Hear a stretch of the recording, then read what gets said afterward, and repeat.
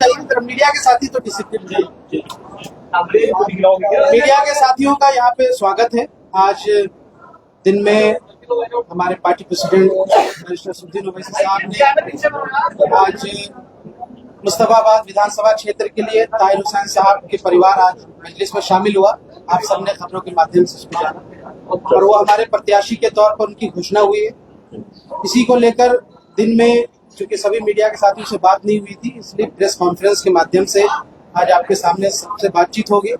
और हमारे बीच हमारे दिल्ली प्रदेश के इंचार्ज एक्स MP और शेर महाराष्ट्र इम्तियाज जलील साहब भी मौजूद हैं और बहुत सारी बातें, जो भी सवाल आपको पूछना होगा वो आप पूछेंगे।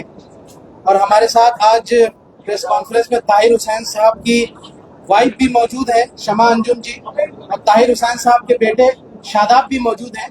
वो भी आपके सवालों का जवाब देंगे। और आज प्रेस कॉन्फ्रेंस इस बात के लिए रखा गया है कि भाई जो हमारी आज पार्टी ने बिगुल बजाया है विधानसभा चुनाव को लड़ने को लेकर, इसकी हमें आगे की क्या रणनीतियां है, इस पर हम यहाँ से बातचीत करेंगे। तो मैं दिल्ली प्रदेश अध्यक्ष शोएब जमाई आप सबको साथियों को इस बात के लिए सूचित कर रहा हूँ कि सब एक एक करके सवाल करें और हम सबके जवाब देंगे और आप प्रेस कॉन्फ्रेंस को इसको जो है सुचारू रूप से चलाएं। अब एक एक करके साथी जो पहले जो नेशनल मीडिया है जो हमारी वो कुछ सवाल कर लें, उसके बाद फिर हम जो हमारे यूट्यूबर साथी हैं जो सोशल मीडिया के साथी हैं उनको हम एक एक करके मौका देंगे। ठीक है, शुरुआत कीजिए। एक सेकंड पहले शांत हो जाए भाई, शांत हो जाइए।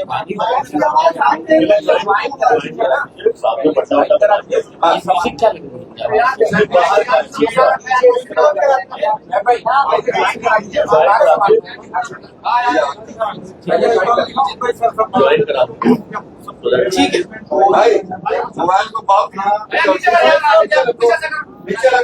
वातावरण बनाइए। आधिकारिक तौर पर जो है उनकी ज्वाइनिंग मीडिया के सामने इम्तियाज जलील साहब कर रहे हैं।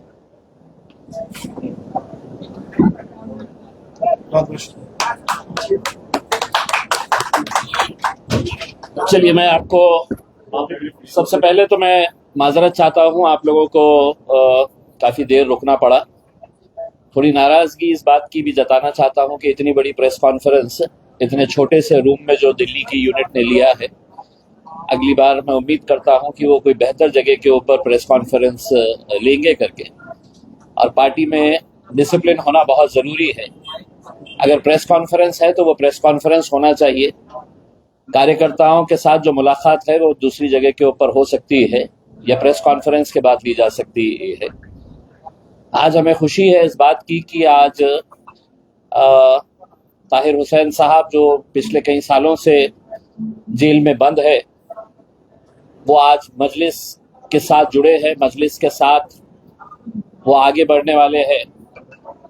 उनका बेटा, उनकी मिसेस, उनकी वाइफ आज बैरिस्टर असदुद्दीन ओवैसी साहब की मौजूदगी के अंदर उन्होंने पार्टी में शमूलियत हासिल की।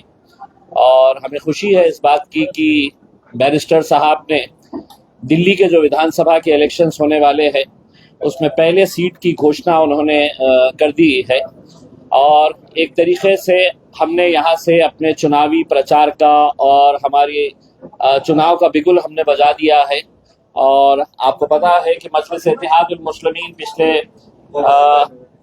जो नगर पालिका के इलेक्शंस हुए थे उसमें भी हमने हिस्सा लिया था। और मेरी ज़ाती राय ये है कि मजलिस इत्तेहादुल मुस्लिमीन के लिए यहाँ पर एक तरीके से एक बंजर ज़मीन है और हमने पिछले कुछ सालों से यहाँ पर मेहनत करते आए हैं।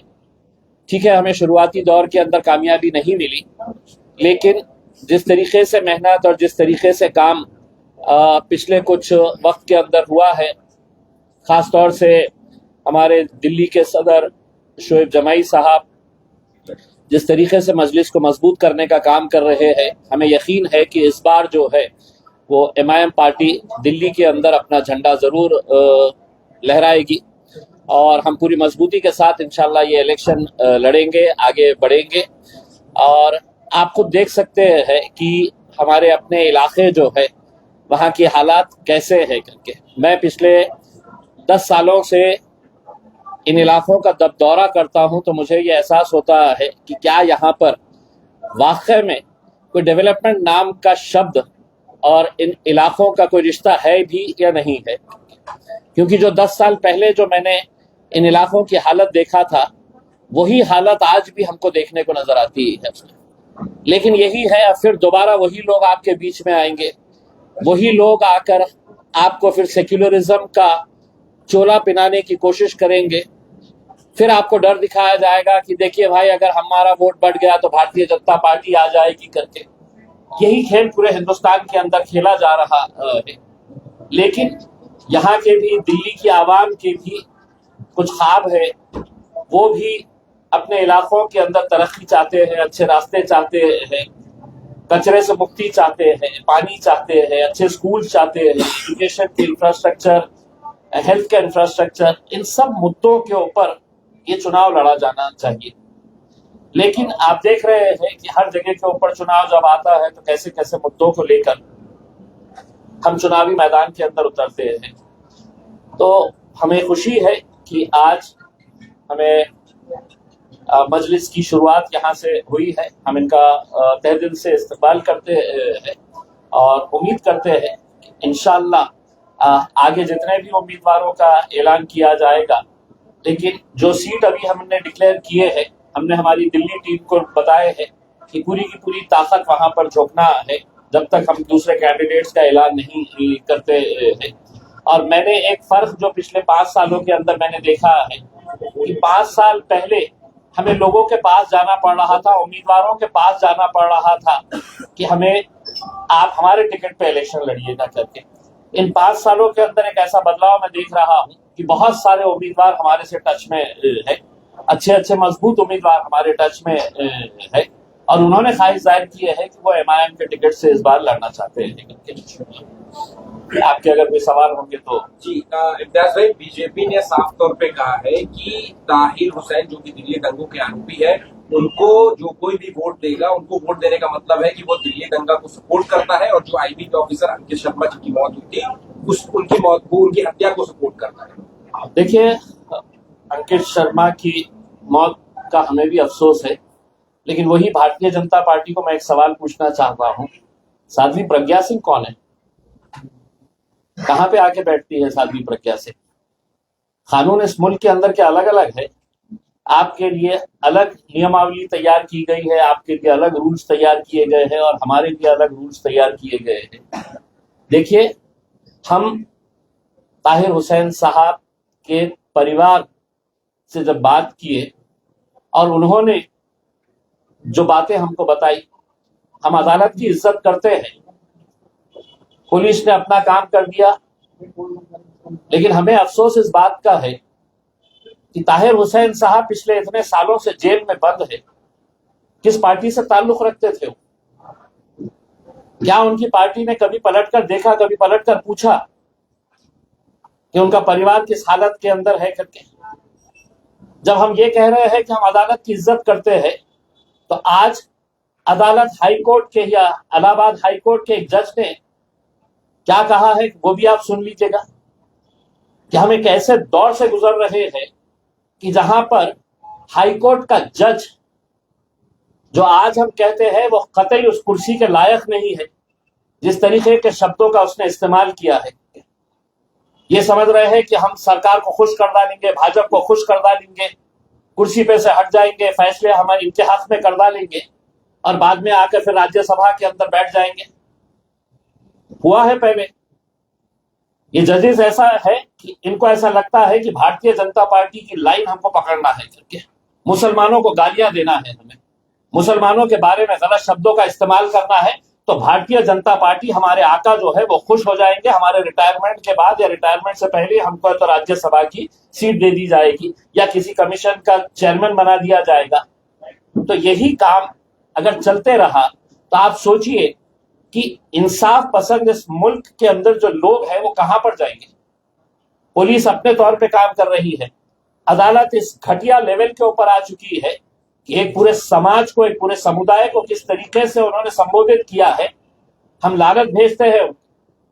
और यकीनन वो जज उस कुर्सी के ऊपर बैठने के लायक नहीं है, उसे उस कुर्सी के ऊपर से फौरन हटाना चाहिए।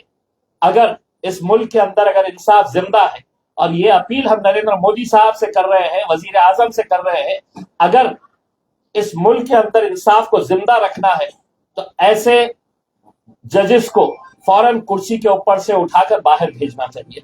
इंदर साहब, हम जानना चाहते हैं कि आपके पास स्वाभाविक, जैसे आपने बोला, लोग आपके पास आ रहे हैं, कैंडिडेट्स आ रहे हैं, ताहिर हुसैनी क्यों था ऐसा नाम जिसको आपने पिक किया?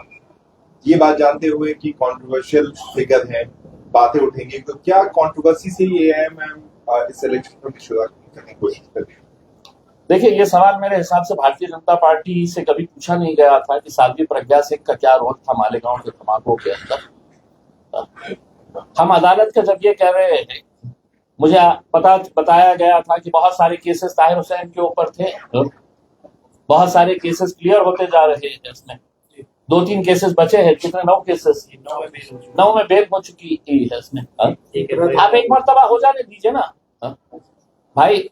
एक कहावत है ना उसमें कि जब तक वो गिल्टी साबित नहीं होते हैं, अदालत के अंदर गया हुआ है मामला उसमें, उससे पहले आज हम तो ये कह रहे हैं कि ताहिर हुसैन जैसे कितने लोग आज हिंदुस्तान की जेलों के अंदर बंद होंगे। आप लोगों ने रिपोर्ट किया होगा कई ऐसे वाकयात कि कई साल आदमी जेल में सड़ रहा है, बाद में मैटर जाता है नीचे की कोर्ट से हाई कोर्ट, हाई कोर्ट से सुप्रीम कोर्ट, सुप्रीम कोर्ट है तो कई सालों के बाद बेगुनाह साबित करके छोड़ देता है। कितने ऐसे केसेस आप देख लें, गूगल करके देख लीजिएगा, तो ऐसे कितने सारे लोग होंगे जो जेलों के अंदर बंद है। अदालत अगर उनके ऊपर फैसला कर देती है कि नहीं साहब ये दोषी है करके, तब हम उसके बारे में सोचेंगे। लेकिन हम तो आपको ये कह रहे हैं कि हिंदुस्तान की जेलों के अंदर जाके टटोलिए आप कि कैसे लोगों को है तो जेलों में ठूसा जा रहा है। हिंदुस्तान की जेलों के अंदर सबसे ज्यादा कौन लोग बंद है? तो दलित है, आदिवासी है और मुसलमान है। और मुसलमानों से मोहब्बत तो अभी आप देख ही रहे होंगे कि किस तरीके से मोहब्बत चल रही है मुसलमानों से। उठाओ और डालो, तुम अपनी बेगुनाही साबित करते रहो, सालों साल निकल जाएंगे।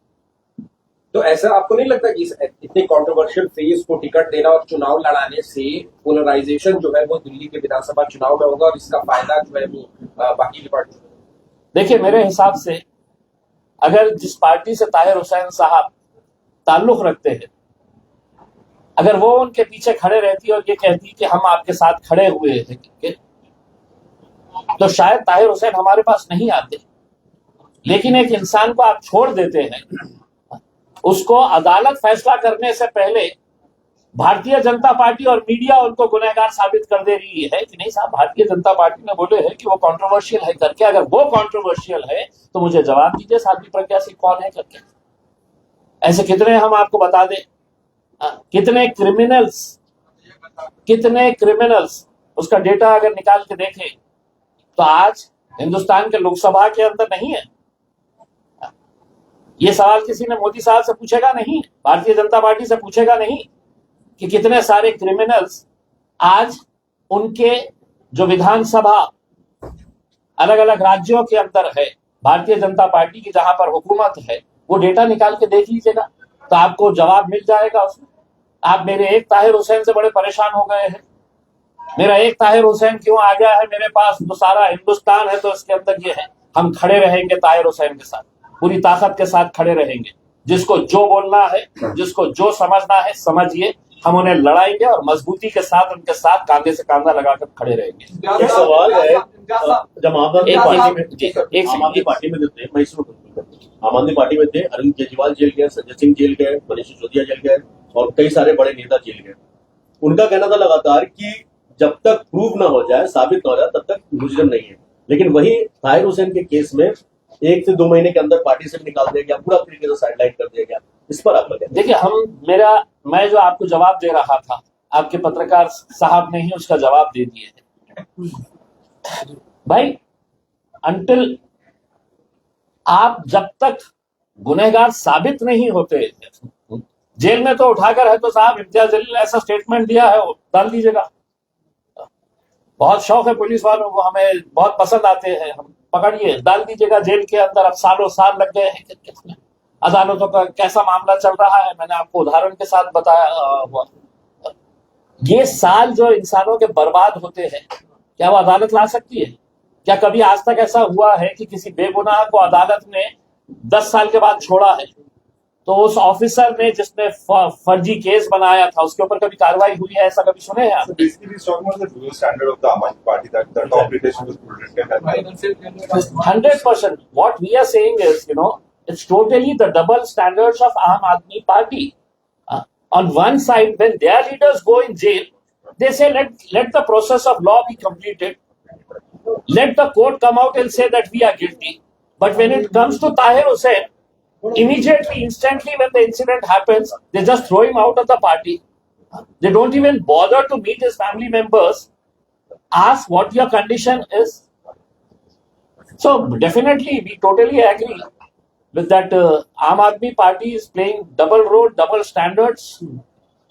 इम्तियाज साहब, आपने ताहिर साहब को टिकट देने की बात कही है, लेकिन ये मुद्दा पूरा सीए आंदोलन से जुड़ा हुआ है। उसी के बाद तमाम दंगे हुए थे, तो क्या सीए का पूरा मुद्दा आप इस पूरे चुनाव में गरमाना चाहते हैं? देखिए साहब, सीए क्या मुद्दा था जो इन नाइंसाफी हमारे ऊपर करने की ये साजिश रच रही थी? वही नाइंसाफी आज ताहिर हुसैन साहब के साथ हुई है। अलग अलग तरीके से हमें किस तरीके से परेशान किया जाए, यही एजेंडा है ना, कि कभी सीए लेके आ जाओ, कभी एनआरसी लेकर आ जाओ करके। ये एक स्पेसिफिक एजेंडे के तहत किस तरीके से टारगेट किया जा सकता है एक कम्युनिटी को, उसी का एक हिस्सा।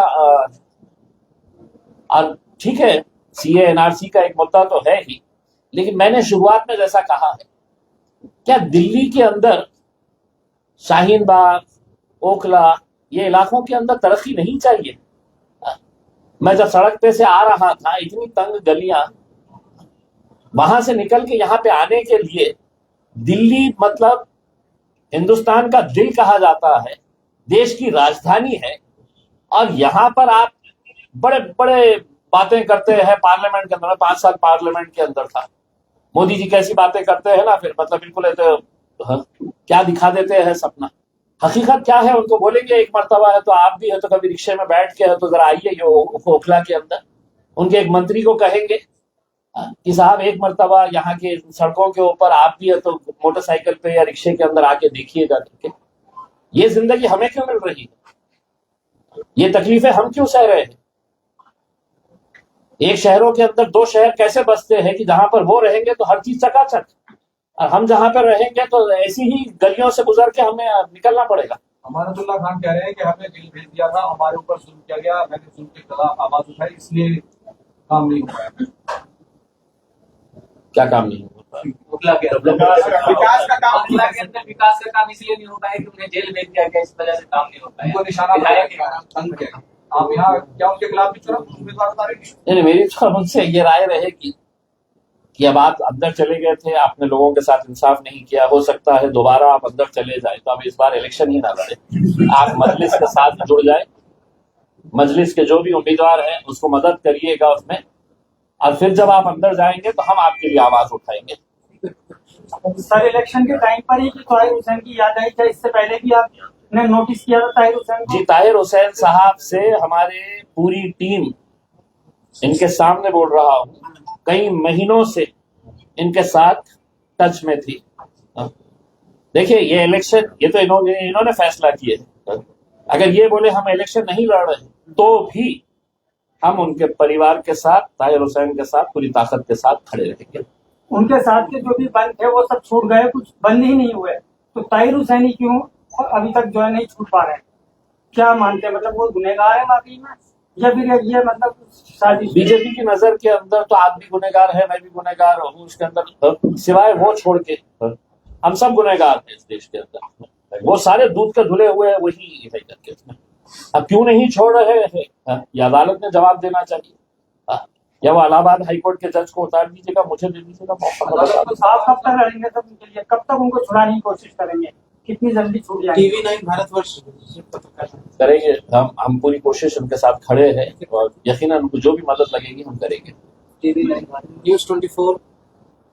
ठीक है। एक सवाल ये है कि आप दिल्ली में हैं क्योंकि आपकी पार्टी का बयान एक काफी चर्चा में रहता है, अरविंद केजरीवाल को छोटा रिचार्ज कहते हैं। छोटा रिचार्ज उन्हें क्यों कहते हैं और रिचार्ज किसने किया आखिर? ये जवाब।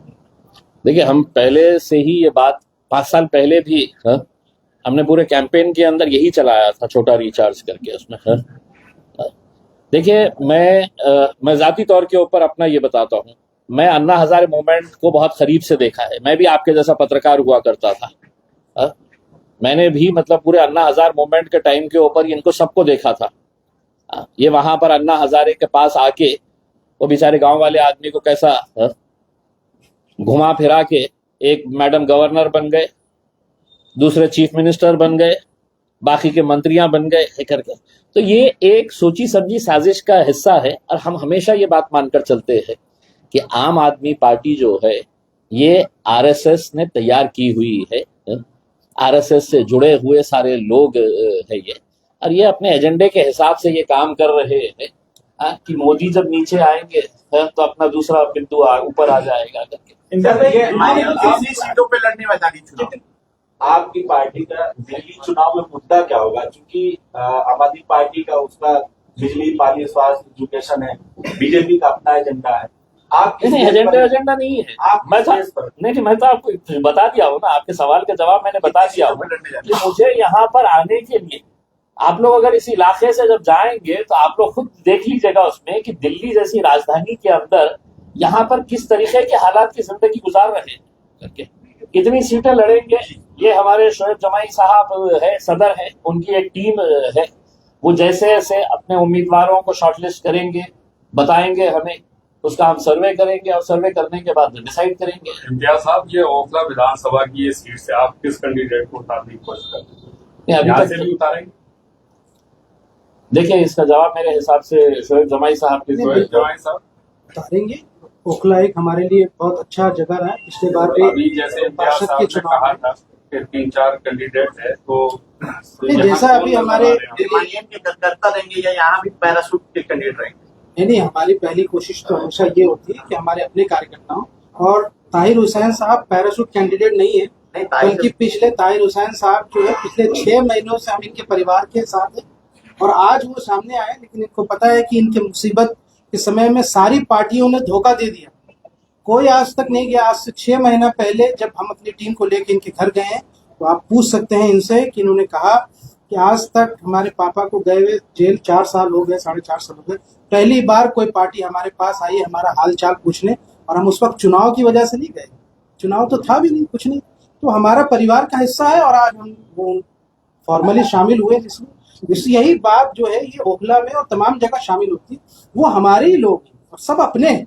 बहुत सारी दूसरी पार्टियों में जो लोग हैं वो तो मजबूरी के तहत है, और वो चाहते हैं, बैरिस्टर असदुद्दीन ओवैसी साहब को कौन नहीं पसंद करता है, उनका स्वागत है, ये इनका परिवार है, जो अच्छे हमारे लिए होंगे। और हम सर्वे के तहत अपनी टोटल दिल्ली में कितनी सीटों का हुआ था? वो 2020 में हुआ था। अभी शोएब जमी साहब ने कहा कि 6 महीने पहले हम पीड़ित परिवार से मिले, तो बाकी 4 साल क्यों लग गए आपको परिवार से मिलने को? और कितने ऐसे पीड़ित परिवार से मिले हैं जो दिल्ली दंगों में जेल में बंद हैं? देखिए, मैं अभी शोएब जमाई साहब अभी ज्वाइन होके कितना 7 महीने हुए। इससे पहले दूसरे सदर थे, दूसरी टीम थी उसमें। ये इन्होंने अपना हिसाब बताया, मैं अपना हिसाब बता रहा हूँ। पुराने टाइम से जो रहेंगे वो अपना हिसाब। देखिए मैं आपको साफ तरीके से बता दिया हूँ ना उसमें। ये अगर इलेक्शन नहीं भी लड़ेंगे तो भी हम इनके साथ हैं। ये आप मेरे से सवाल कर रहे हैं, एक आध मर्तबा है तो उनसे भी पूछ लेना था साहब, वो आदमी जो आपके साथ जुड़ा हुआ था उसको आप किस तरीके से मजदार में छोड़ के है तो निकल गए हैं करके। सर, एक चीज आज क्लियर कर दीजिए, तमाम मीडिया यहाँ पर है, जैसे कि MIM को बीजेपी की बी पार्टी कहा जाता है, क्लियर कर दीजिए कि बाकी में क्या सच है। एक पत्थर लेके मेरा सर फोड़ दीजिएगा उसके अंदर आपको, क्योंकि मेरे हिसाब से ये हिंदुस्तान का शायद ही कोई पत्रकार बचा होगा जिसने ये सवाल नहीं किया। उसको ऐसा लगता है कि ये सवाल अगर मैंने नहीं किया तो मेरी पत्रकारिता अधूरी है। मेरे हिसाब से मैं आपको संजीदगी से बताता हूँ।